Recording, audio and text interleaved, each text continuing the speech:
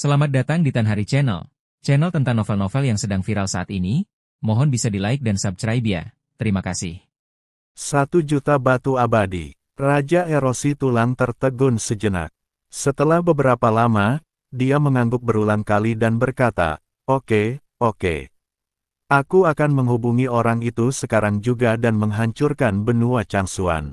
Kepala Istana Huo, silakan beristirahat dulu di sini.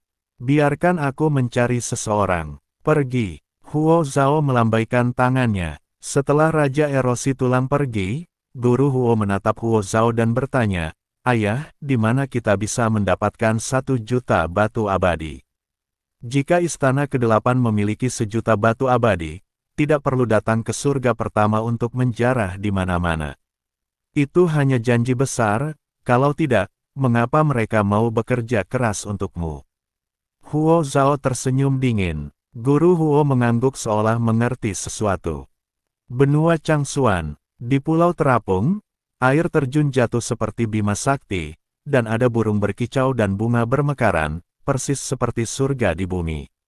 Sangat cantik. Mo Qingyun menatap Pulau Terapung di depannya dan tak kuasa menahan diri untuk berbaring di rumput. Yang paling aku rindukan dalam beberapa tahun ini adalah Pulau Terapung ini.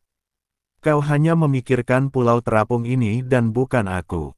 Teratai biru memutar matanya dan berkata, Ya, tentu saja aku juga merindukanmu. Mo Qingyun tersenyum tipis. Di Pulau Terapung, Teratai biru telah memerintahkan orang-orang untuk menyiapkan buah ajaib dan anggur ajaib. Semua orang duduk di lautan bunga, dikelilingi oleh energi spiritual dan burung bangau yang berputar-putar, itu seperti surga. Mari, rekan Daois Chen, cobalah ramuan spiritual 9 revolusi, yang unik di benua Changsuan kita. Ramuan ini dibuat dengan buah spiritual berusia ribuan tahun dan sangat bermanfaat untuk kultivasi. Lan Lianhua mengangkat gelasnya sambil tersenyum, matanya penuh antusiasme. Chen Ping mengambil gelas anggur dan menyesapnya. Seketika, kekuatan spiritual yang hangat mengalir ke anggota tubuh dan tulangnya, membuatnya merasa segar. Anggur yang enak, Chen Ping berseru kagum. Humazi sudah meneguk abis anggur itu. Wajahnya penuh dengan ekspresi mabuk, hahaha, ini jauh lebih baik daripada anggur duniawi. Mo Qingyun bersandar pada pohon spiritual, menatap air terjun di kejauhan dengan nostalgia di matanya. Ketika saya masih kecil, saya sering datang ke sini untuk berlatih. Saya selalu merasa bahwa tempat ini memiliki misteri yang tak terlukiskan. Ketika Chen Ping mendengar ini, hatinya sedikit tersentuh. Dia melihat sekelilingnya dan entah mengapa, dia selalu merasa bahwa Pulau Terapung ini agak aneh. Meskipun energi spiritual di pulau itu kaya, energi itu tampaknya tidak terbentuk secara alami, tetapi sengaja dikumpulkan oleh suatu kekuatan. Yang lebih aneh lagi adalah ketika indera spiritualnya sedang menyelidiki, dia benar-benar merasakan suatu fluktuasi samar pembatasan, seolah-olah ada sesuatu yang disembunyikan. Mungkinkah ada rahasia di pulau ini? Chen Ping berpikir dalam hati. Tepat saat dia sedang berpikir, suara berat dari Raja Iblis Awan Merah tiba-tiba terdengar dari lautan kesadarannya. Wah, tempat ini salah. Chen Ping mengerutkan kening dan menjawab dengan indera spiritualnya, apa yang kamu temukan? Pulau ini tidak terbentuk secara alami. Suara Raja Iblis Awan Merah terdengar serius. Itu seharusnya merupakan peninggalan kuno yang diangkat secara paksa ke udara oleh suatu formasi dan disamarkan sebagai pulau terapung biasa. Reruntuhan. Chen Ping terkejut. Ya, dan batasan relik ini sangat kuat. Aku khawatir bahkan seorang Lus Immortal Puncak pun akan kesulitan untuk menghancurkannya dengan paksa. Raja Iblis Awan Merah merenung dan berkata, jika ada kesempatan, kita bisa menyelidikinya. Kita mungkin bisa menemukan beberapa hal bagus. Mata Chen Ping berkedip, dan dia hendak bertanya lagi, ketika tiba-tiba.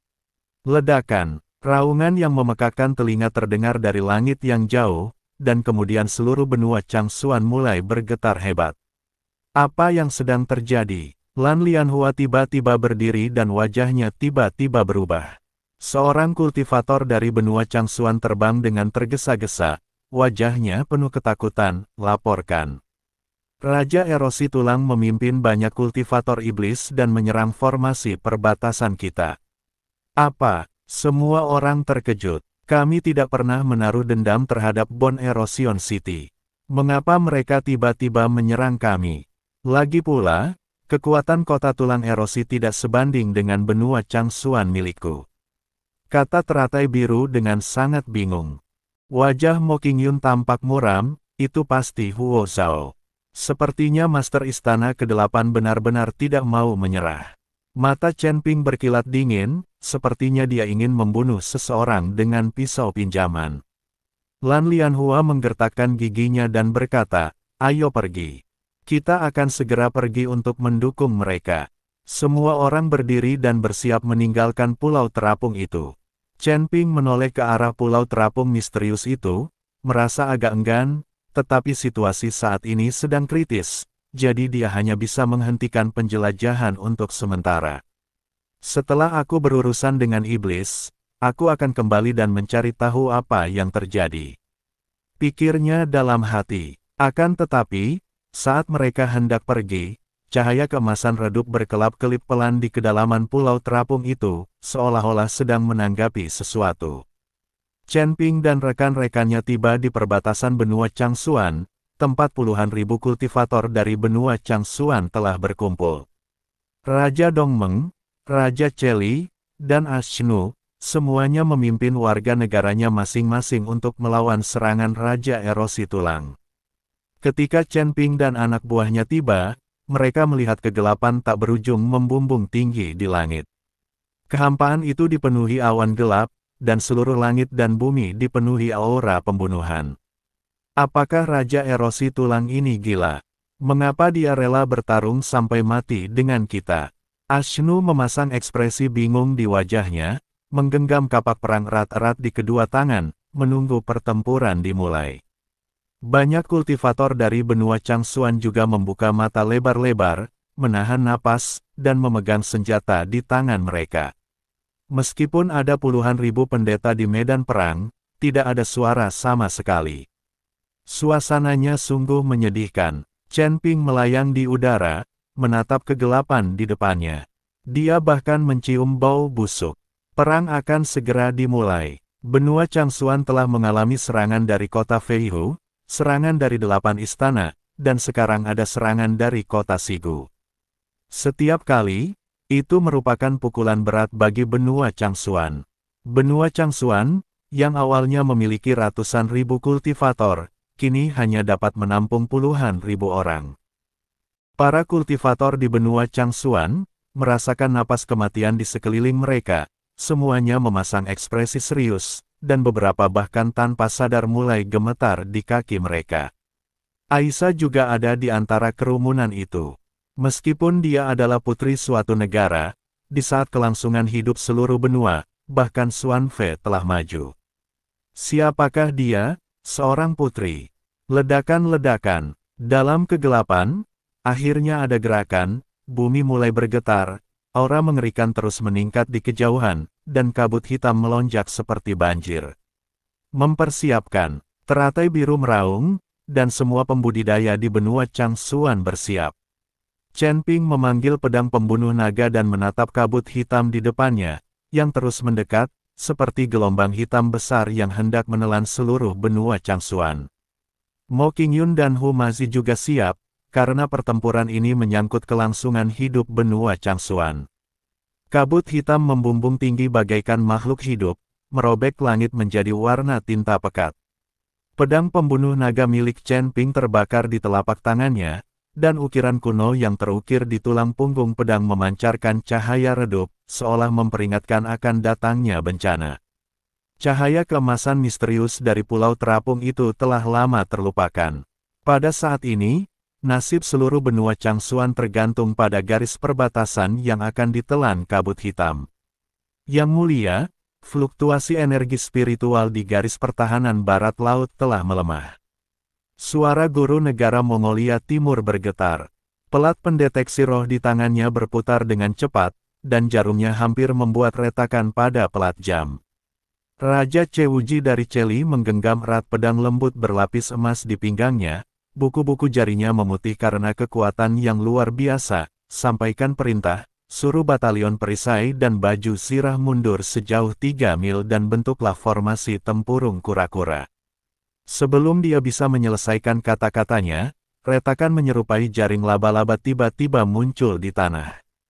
Cairan hitam berbau busuk mengalir keluar dari celah-celah dan merusak jubah biksu tersebut, meninggalkan lubang-lubang hangus saat cairan itu menyentuhnya. Cahaya pertahanan biru pucat bersinar dari baju besi perak Putri Aisyah, tetapi tangannya yang memegang tombak mulai sedikit gemetar. Pembantu di sampingnya ingin menyeka keringat dingin di dahinya, tetapi baru saja dia mengulurkan tangannya, dia terhempas oleh kekuatan tak terlihat dan berubah menjadi kabut darah di udara. Tunggu! Teriakan lantang Blue Lotus terdengar sangat keras terutama di medan perang yang suram. Tangan gioknya terbang, dan 36 hantu teratai hijau mekar di belakangnya, masing-masing memancarkan cahaya yang dapat memurnikan roh jahat. Tetapi meskipun begitu, dia tidak dapat menyembunyikan kesungguhan di matanya. Bayangan teratai hijau itu memudar dengan kecepatan yang terlihat oleh mata telanjang di bawah erosi kabut hitam. Mengaum, tiba-tiba, terdengar suara mengerikan dari tulang yang bergesekan satu sama lain dari kabut hitam, dan prajurit kerangka yang tak terhitung jumlahnya keluar bagaikan air pasang. Api hijau hantu berkedip-kedip di rongga mata para prajurit kerangka ini, dan tanda-tanda hitam aneh terjerat di tulang-tulang mereka. Setelah dipotong-potong, mereka dapat dengan cepat disusun kembali, membuat mereka mustahil untuk dibunuh. Sialan, kenapa prajurit kerangka ini tidak bisa dibunuh? Humazi menghancurkan tengkorak 3 prajurit kerangka dengan satu pukulan, tetapi melihat tulang-tulang yang patah itu berkumpul kembali dalam kabut hitam dan berdiri lagi dalam sekejap mata. Chen Ping mengerutkan kening dan mengayunkan pedang pembunuh naga, lalu puluhan prajurit kerangka hancur. Namun setelah beberapa saat, tulang-tulang yang patah itu secara aneh tersusun kembali. Prajurit kerangka ini berada di bawah mantra keabadian. Dia tiba-tiba teringat bahwa api pamungkas adalah yang paling cocok untuk menghadapi prajurit kerangka ini. Kita harus menggunakan api terhebat untuk menghancurkan mereka sepenuhnya. Kirin api kecil. Saat Chen Ping berteriak, cahaya merah yang menyilaukan tiba-tiba meledak dari bahunya. Seekor kilin kecil dengan tubuh merah dan sisik menyala seperti api melompat keluar dari cincin penyimpanan dan mengeluarkan raungan yang memekakkan telinga ke langit. Mengaum, si unicorn api kecil tumbuh melawan angin dan dalam sekejap mata berubah menjadi binatang api setinggi 10 kaki. Kemanapun keempat kukunya melangkah, tanah pun terbakar oleh api. Saat para prajurit kerangka itu bersentuhan dengan api, mereka langsung menjerit melengking. Tanda hitam pada tulang mereka terbakar dengan suara mendesis dan akhirnya berubah menjadi abu. Kerja bagus. Melihat ini, Mo Qingyun segera memerintahkan para biksu untuk membentuk formasi pertempuran dan memimpin prajurit kerangka ke dalam jangkauan api kirin api. Akan tetapi, saat situasi pertempuran mulai sedikit membaik, gelombang yang menggetarkan jantung tiba-tiba datang dari kedalaman kabut hitam. 12 boneka tulang setinggi 100 kaki perlahan muncul dari kabut. Masing-masing terbuat dari kerangka ribuan pendeta, dan api hijau hantu berkedip-kedip di rongga mata mereka yang kosong. Tanah di bawah kaki boneka tulang itu membusuk inci demi inci, dan jamur berwarna merah darah tumbuh lebat dimanapun ia lewat. Lendir yang menetes dari tutup payung mengikis tanah menjadi lubang tanpa dasar. Prajurit jahat Raja Pengikis Tulang. Teriakan ketakutan terdengar di antara kerumunan. Ashnu meraung, dan embusan angin keemasan dari kapak perang mengenai lengan boneka tulang, namun hanya meninggalkan bekas putih pada tulang.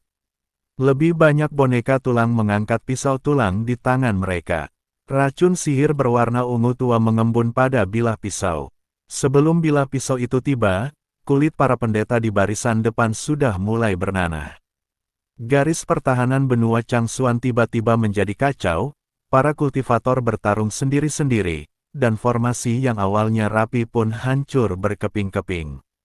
Pedang di tangan Mo Qingyun membentuk lapisan es, membekukan tubuh bagian bawah ketiga boneka tulang. Namun dalam sekejap mata, boneka tulang itu menghancurkan lapisan es, dan taji tulang tumbuh lagi di kaki mereka yang patah. Kita tidak bisa terus seperti ini.